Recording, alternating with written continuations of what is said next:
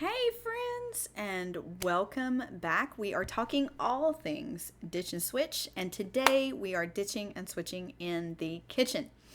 So, believe it or not, this one might sound a little odd, but I have been working on ditching and switching my spice cabinet, of all things. I know, that sounds totally odd, especially for me. I love to cook, I love being in the kitchen. My spice cabinet is very full of various dried and powdered spices that I use all the time.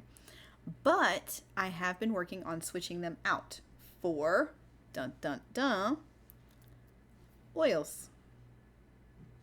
Specifically vitality oils, which are wonderful to cook with and ingest, either as a supplement or as a spice when cooking. So, why have I started ditching my powdered and dried spices and switching them out for vitality essential oils? Excellent question. So, if you've ever worked with dried spices, you know that to get a lot of flavor, especially if they've been in your cabinet for any length of time, you have to use a lot of dried spices. Like, I tend to buy basil in the big thing from Sam's because I love basil and I use it a lot. Whereas I found, say I'm making spaghetti sauce, used to be I'd have to pour a ton of dried basil in there to get the basil flavor I was looking for. I don't always have fresh basil available, much as my husband loves to garden. Sometimes those basil plants are small or sometimes they die. It happens. I don't always have fresh basil available. So, what I have found that I can do is use the basil vitality oil, and a little bit goes a very long way. So instead of using tablespoons of dried basil, I'm using not even a full drop, like a toothpick dipped in my basil vitality and just stirred through the sauce is plenty. If you do a whole drop and you are just starting, you will probably find that it is much too potent. So a tiny amount gives me tons and tons of flavor.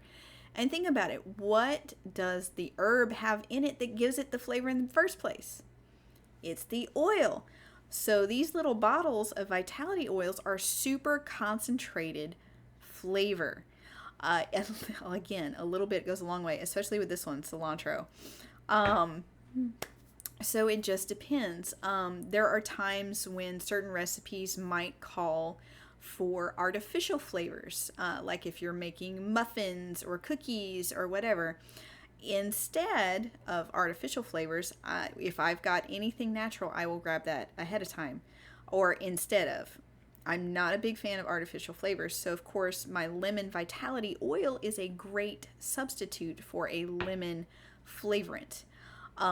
Or like if I don't have an actual lemon on hand and I need lemon zest, guess what I'm grabbing? Lemon vitality oil, because lemon oil, especially, is pressed from the rinds of lemons. So it basically is your lemon zest flavor. That's what gives lemon zest its flavor, is the oil trapped in the rind of the lemon. So absolutely, it's a great substitute for lemon zest. And the list goes on and on, guys. I mean, I've got black pepper vitality, I've got cinnamon bark vitality, I've got nutmeg vitality, I've got coriander vitality. There's lots and lots of spices that I can use oils instead of the dried herbs or in conjunction with. It just depends what I'm cooking. Now, the big thing with cooking with essential oils, there are whole cookbooks out there, guys. But the big thing is, if you want your oils to maintain their potency, instead of adding them in as your food is cooking, wait until the cooking process is done. Turn your fire off, move your pot, and then add your vitality oils to whatever it is you are cooking, and then they will keep their potency. It's a different way of cooking. I had to learn that because I'm a taster. I love tasting my food for seasonings as I'm cooking and tweaking all along the way. So when I'm cooking with my vitality oils, I had to learn to wait. And, I tweak the salt and like garlic because I don't have garlic oil. I just use my regular garlic. So I tweak the spices I am still using. But the oils, I have to wait until it is done and then tweak them because I don't want them to lose their potency. I want them to stay very potent and very fresh. And that means I have to wait until the very end to add them. So it's just interesting. It's a different way of cooking. And like I said, there are entire cookbooks devoted to cooking with vitality oils. So if this is something you're interested in and you really want to dive into, there are resources out there. If it's something you just want to play around with, grab a vitality oil and experiment. Just remember, start small. A little goes a very long way in cooking. And it is very easy to overdo something. I had a friend of mine tell me first time she started cooking, she didn't realize how potent things were. So she was making spaghetti sauce and she poured in like several drops of basil and oregano, served it to her family, and then nobody could eat it. It was so strong. Now, I mean, they've gotten used to it and over the years, and they use more now than they did at the beginning because your taste buds change. But at the very beginning, go easy, go light, don't use a lot.